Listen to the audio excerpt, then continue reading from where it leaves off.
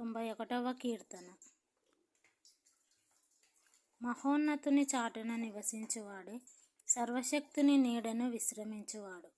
ఆయనే నాకు ఆశ్రయము, నా కోట, నేను నమ్ముకొను నా దేవుడని నేను యెహోవాను గూర్చి చెప్పుచున్నాను.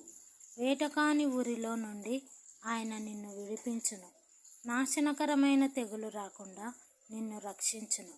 ఆయన తన రెక్కలతో నిన్ను కప్పును, ఆయన రెక్కల క్రింద నీకు ఆశ్రయము కలుగును. ఆయన సత్యము కేడెమును డాలునై ఉన్నది.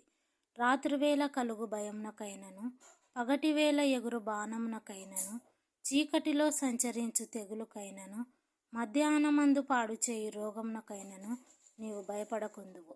నీ ప్రక్కను 1000 మంది పడినను, నీ కుడి ప్రక్కను 10,000 మంది కూలినను అపాయము నీ యొద్దకు రాదు. నీవు కన్నులార చూచుచుండగా భక్తిహీనులకు ప్రతిఫలము కలుగును. యెహోవా, నీవే నా ఆశ్రయము అని నీవు మహోన్నతుడైన దేవుని నీకు నివాస స్థలముగా చేసుకొని ఉన్నావు. నీకు అపాయమేమియూ రాదు, ఏ తెగులును నీ గుడారము సమీపించదు. నీ మార్గములన్నిటిలో నిన్ను కాపాడుటకు ఆయన నిన్ను గూర్చి తన దూతలకు ఆజ్ఞాపించును. నీ పాదములకు రాయి తగులకుండా వారు నిన్ను తమ చేతుల మీద ఎత్తి పట్టుకొందురు. నీవు సింహములను నాగుపాములను త్రొక్కెదవు, కొదమ సింహములను భుజంగములను అనగద్రొక్కెదవు.